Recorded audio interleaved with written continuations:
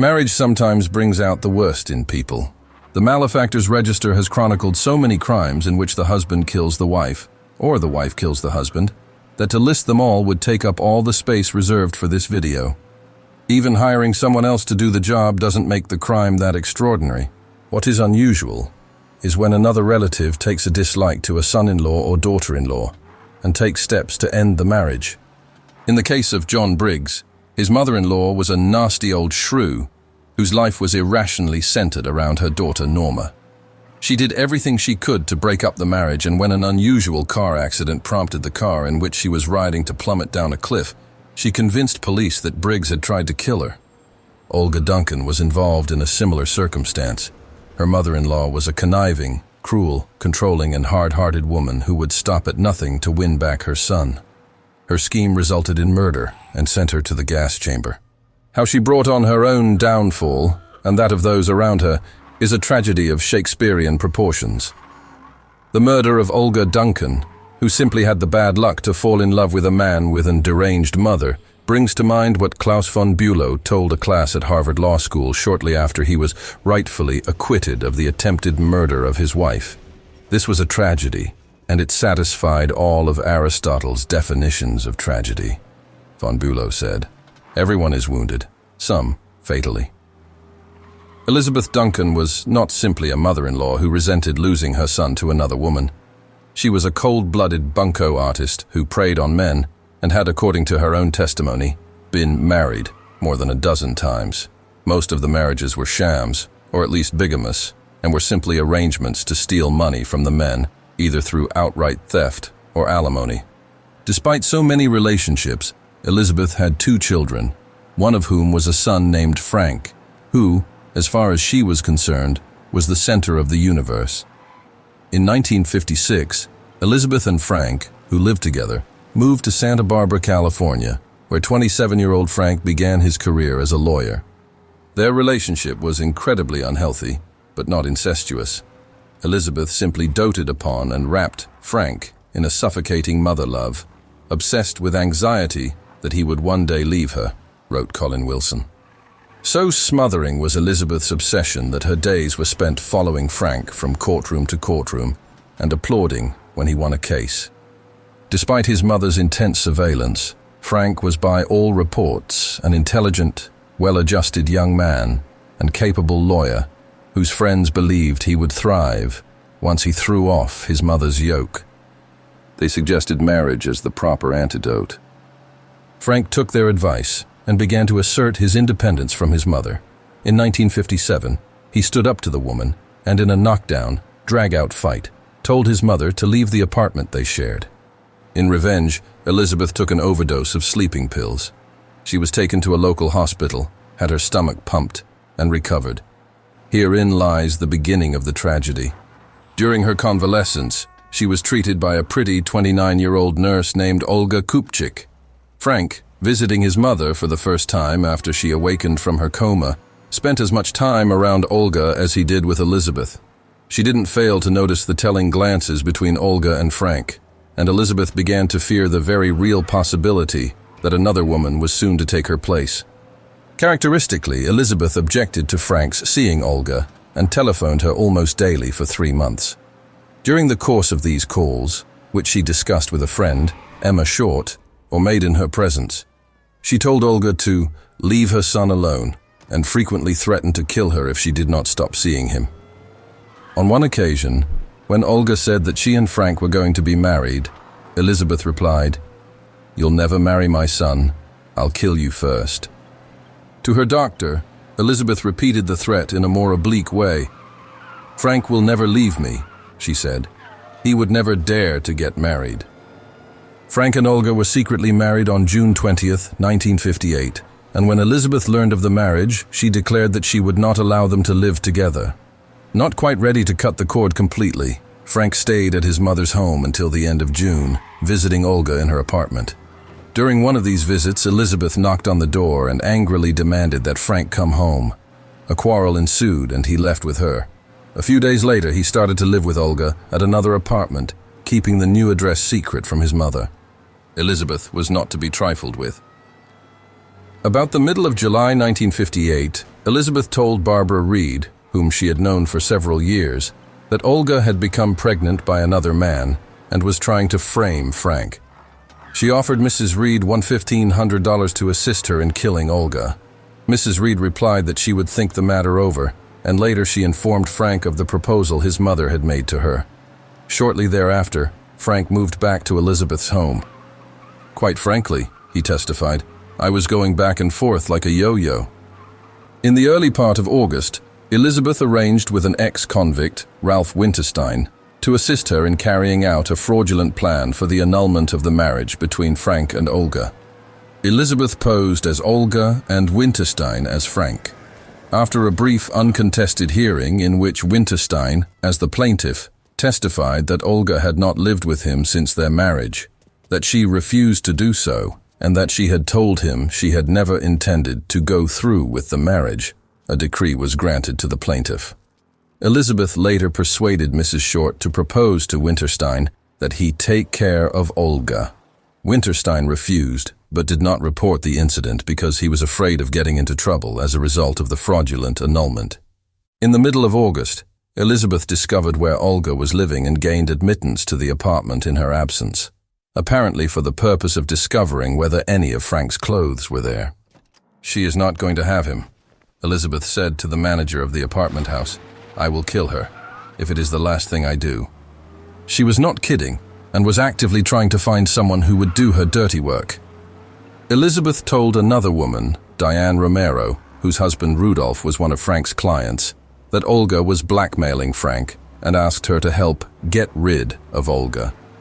At Elizabeth's request, Diane went to Olga's apartment to look the place over, and Olga answered the door. Diane Romero recognized her as a nurse who had cared for her several years earlier, and she left after a short visit. Thereafter, Elizabeth offered Rudolph Romero money to get rid of Olga, and he refused. During the time that she was seeking the assistance of the Romeros, Elizabeth met Rebecca Diaz, in whose house the Romeros lived. Elizabeth said that Olga was threatening her and demanding money, and she asked Diaz to help find a man to get her out of town. Diaz agreed to notify Elizabeth if she found anyone. On November 12, 1958, Elizabeth went with Emma Short to the Tropical Cafe in Santa Barbara. Esperanza Esquivel, who owned the cafe, and her husband had been charged with receiving stolen property, and Frank, as their attorney, had obtained a dismissal of the case against her and was seeking probation for her husband, who had pleaded guilty. Elizabeth told Esperanza that Olga was blackmailing her and had threatened to throw acid in Frank's face, and she asked whether she had any friends who would help get rid of Olga. Esperanza replied that there were some boys, but she did not know whether they would want to talk to Elizabeth. The next day, Elizabeth, accompanied by Emma Short, returned to the Tropical Cafe and was introduced to Luis Moya, 21 and 26-year-old Gus Baldonado.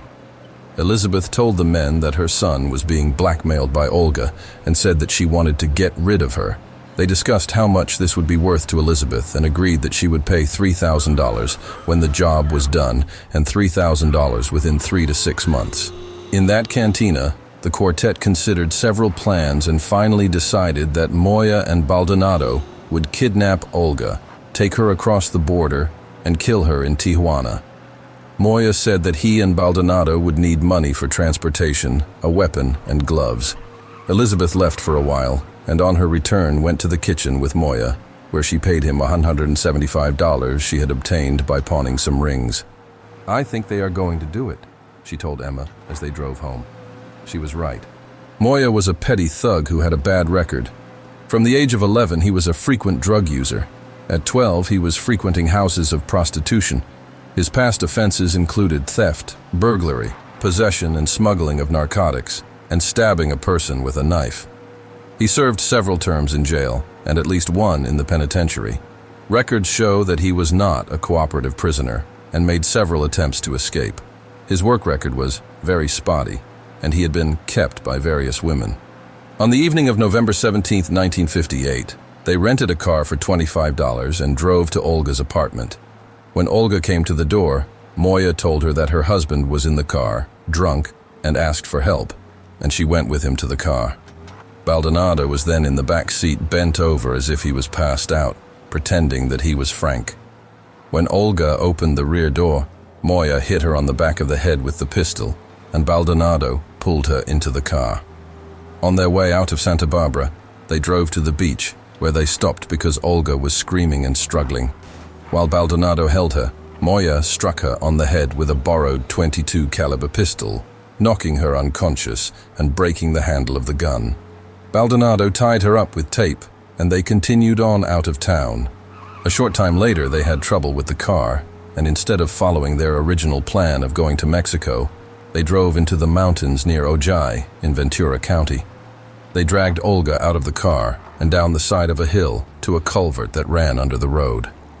Because it had been used as a coche, the pistol was damaged so that it could not be fired, and Moya and Baldonado took turns strangling her. After a while, they could not feel her pulse, and they dug a hole and buried her. As this was not part of the plan, the men had no tools by which to bury their victim, and later told police they had dug the shallow grave with their hands. Returning to Santa Barbara, Moya and Baldonado hid their bloody clothes in the seat covers of the car. They tried to clean the car by sweeping it and spraying lacquer to hide blood spots. The next day, they told the car's owner that the seat covers had been burned by a cigarette and that they would fix them or give her money for repairs. Moya contacted Elizabeth and informed her that they had performed their part of the bargain. She said that she had not been able to draw any money out of the bank because the police had been inquiring about Olga's disappearance. Elizabeth cashed a check which Frank had given her to pay for a typewriter, and she met Moya by appointment in a downtown store in Santa Barbara, where she handed him an envelope containing $150. Later, at Elizabeth's request, Emma Short left an envelope for Moya with the cashier of a restaurant. The envelope, which was addressed to Dorothy, contained $10, and Moya obtained it by saying it was for his aunt. While she was making payments to the two killers, Elizabeth was questioned by Frank about the check he had given her to pay for a typewriter, and she told him she was being blackmailed. Suspicious and grief-stricken, Frank informed the police and said that he was afraid his mother was involved in Olga's disappearance and was being blackmailed for that reason. The investigation which followed resulted in the arrest of Moya and Baldonado.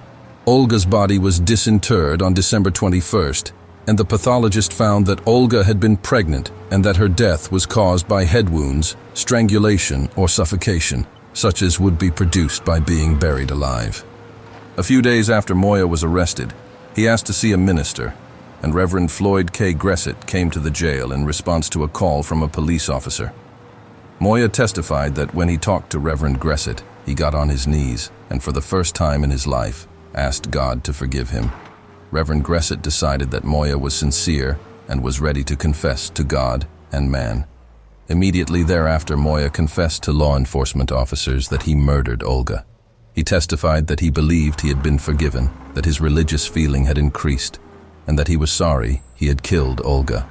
A psychiatrist, Dr. David R. M. Harvey, testified that Moya was a sociopathic personality who profits neither from experience nor punishment, was a constant danger to society, and was capable of murder right now.